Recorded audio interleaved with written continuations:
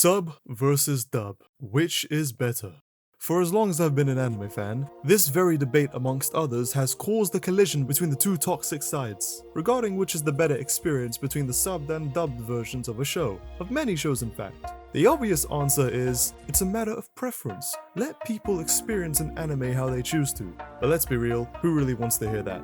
The year is 2024, and not only has this discourse continued, it's also expanded by a wide margin.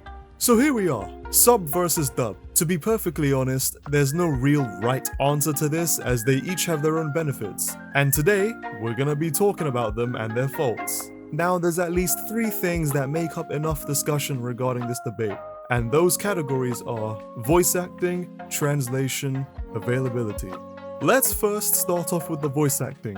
So this is probably the biggest category of this whole argument that divides the two sides. So many of the sub fans like to heavily criticize, that's the nicer way of putting it, dubbed anime primarily because of how it sounds, i.e. the voice acting.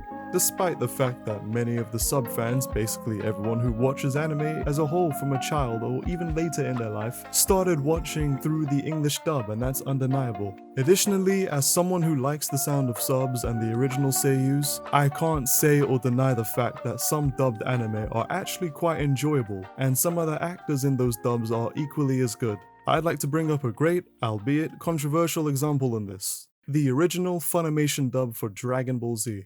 Now, this is probably the biggest difference in change from the original sub to this dub that not even this video alone would be able to dissect, with the different use of score, the dialogue being incredibly inaccurate, and some of the actors basically having no idea what they were doing, as for most of them this was the beginning of their career. However, despite all of that, this is one of the most iconic dubs with moments that's aged like fine wine and nostalgic for so many.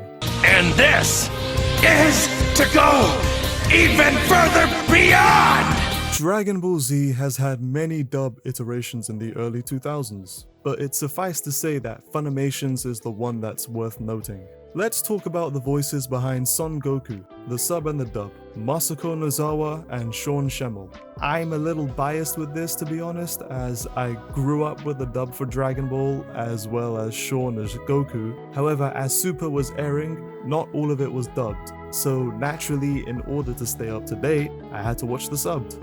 Naturally, at first, I wasn't too fond of Masako's voice for Goku.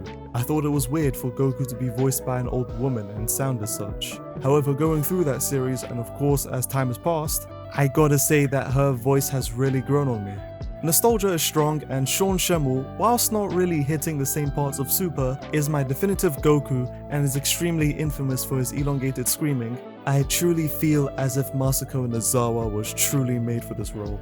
The character of Goku is pure, upbeat and quite comedic, but can also be serious when need be, and I feel like Masako nailed this perfectly. Not to say Sean doesn't and hasn't by any means, but I feel as though in Super especially, Masako outperformed Sean greatly. When an actor is given the chance to voice over a character, it isn't as simple as that. It's their role to feel like their role, to be like them, speak like them, act like them, to bring them to life. When their role is presented to be joyful, they're meant to match their emotion. When they're breaking down, they're meant to match or emulate that pain. And lastly, they're meant to make you feel as if you're watching a real person. And I have to be honest, in my lifetime of consuming anime, I gotta say the Japanese voice actors do a really amazing job at this. The amount of passion that's emitted into our ears from some of the Japanese voice artists genuinely make me feel like they knew what they had to do and cared for it greatly. A reason why sub fans claim English dubs to be unwatchable and cringy is because truthfully, some dubs like this. It's really easy to tell who actually cares about their craft and the role that they're portraying, and who just really does it for the money. One seiyuu in particular I can bring up for this point goes by the name of Yuki Kaji, a man who has played a lot of roles in his career, but we'll be talking about his biggest one. That being AOT's main character, Eren Yeager. Leading up to the final season's release, I decided to rewatch seasons 1 to 3, but this time in the English dub. And for the most part, I liked a lot of the dub performances. J. Michael Tatum especially with his role of Commander Erwin, which may shock you when I say that I actually prefer his portrayal a little more than the original. The only voice who I wasn't sold on and just didn't hit for me has to be, respectfully, Bryce Papenbrook as Eren. There's this scene that plays in the season 2 finale where Eren breaks down after losing Hans to the Smiling Titan. And whilst the dub did its best with this moment, it didn't hit the same for me as the sub did. The sub easily is the superior version for me in this particular moment for all the reasons listed. Listen for yourself and see how you feel. 何にも変わってねえなお前は何にもできねえじゃねえかよ何にも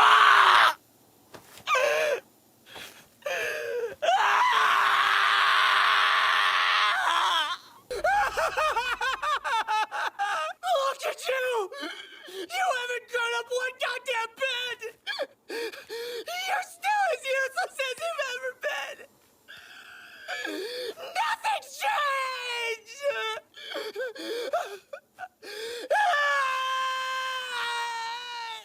There are a few times when I watch a dub and I think to myself, I never thought I'd hear something like this come out of this character's mouth. And just how odd a certain line is delivered and placed. Which brings us to the next category, translation.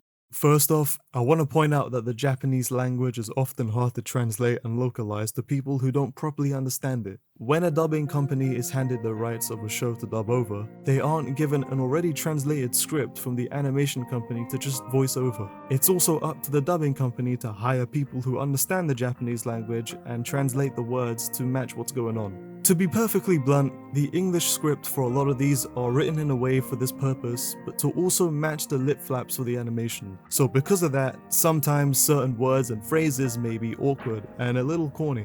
And sometimes they sound ridiculous, kinda like this.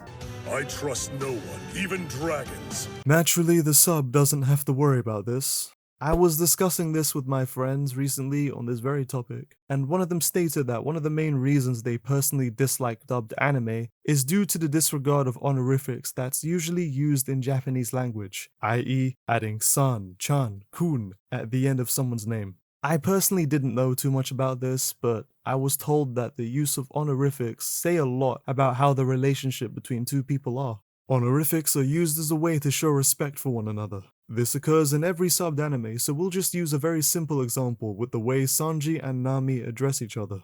Sanji, whenever he encounters a woman in the series, always adds the suffix chan by the end of their name, and Nami is the only woman who uses san at the end of her name. To which, in response, Nami acknowledges this and gives him the suffix kun, returning that respect given to her by him, and during Whole Cake, after fighting Luffy, she drops the suffix kun and refers to him as just Sanji, losing respect for him. It's small and it's subtle, and it may not seem like a big deal to those who may not fully understand this, and naturally I can't fault the dub for this, as this is something that's admittedly very hard to articulate through English language. Therefore, it's easy for small details like this to get lost in translation. However, as bad as writing to animation may sound, there's also some dubs that completely rewrites entire shows for the sake of censorship and I guess individuality. The original Funimation dub for DBZ is another example of this, but with that, dubbing animes were a completely new industry, so they had to work with what they had there.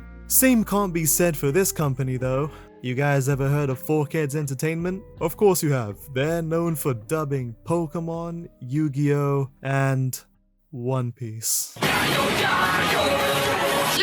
I get the idea of needing to censor certain lines when dubbing over property that's more or less going to be seen by kids. This studio, however, took it to another level. In their dubs for the Pokemon and Yu-Gi-Oh series, they censor out anything to do with guns, blood, or any kind of violence, which is fair. They would also swap out Japanese-oriented products like food and swap it with a more Western version, which is less censoring and what is called localization. And as for their One Piece dub, it's basically an entirely different show from the source material. Scenes play out massively differently, entire episodes are scrapped, the dialogue they add are I'm angry and I'm wet. questionable. The censorship is honestly ridiculous. I mean, Sanji smokes a lollipop for crying out loud and sounds like this. Hey, gorgeous! You remember me, right? There's many other videos regarding the One Piece 4Kids dub out there that would honestly do a better job at explaining it than I would, but it should give you an idea of how the translation was completely lost and thrown out the window when this was handed to them.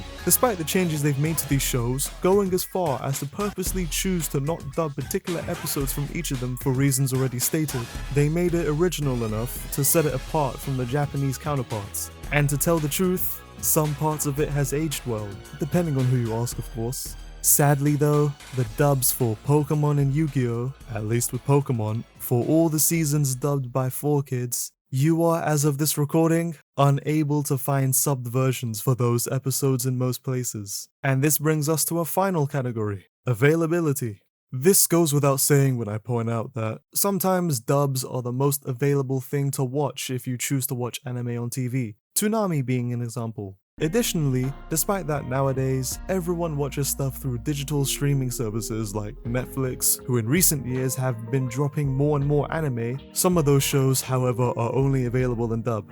Whilst this point stands, for certain shows, the dub can be years behind and not as available to subs. One Piece Funimation dub is an example of this, as for years until the pandemic, the dub was stuck on Punk Hazard for roughly 2 years, whereas the sub was in Wano. That's a lot of episodes behind. Dragon Ball Super didn't begin its dub run until the year 2017, when the sub was at the early stages of the Tournament of Power, the final arc of the anime. So in some cases, people may have to be forced to watch the subbed version in order to stay up to date, since usually waiting for more dub episodes can take a long while. This goes for simuldub shows that are seasonal as delays happen. Some shows don't have dubbed versions until literal years after its runtime. Subs are available through Crunchyroll, and if you choose to be a pirate, then the sea is vast with options. In conclusion, they each come with their own faults and struggles. My final verdict of this debate is simply, subs are more accurate and more passionate, whereas dubs are just more convenient for tuning in whilst doing other things. I mean, not everyone wants to read lines whilst they watch a show. And honestly, sometimes the dub is just better. There are multiple shows in which I honestly prefer the dubbed versions, like the Dragon Ball series, Death Note, Yu Yu Hakusho, Cowboy Bebop, Full Metal Alchemist, and to an extent, My Hero Academia. And how can I forget about ghost stories? Drop the Krispy Kreme, Serpico! We need your help Did you here! my house look like my father and my brother after 9 months or something? Yeah, diggity! I see. In my personal opinion, I prefer subs overall, primarily as they're more up to date and well, I just love the Japanese language. And despite me feeling off with dubs nowadays, I still do enjoy them and have a certain fondness for them. But I'm curious, which side are you on? Sub elitist or dub watcher? Let me know in the comments. If you like this video and want to see more, please consider subscribing as that will really help out a lot. Thank you for watching, and I'll see you on the next one.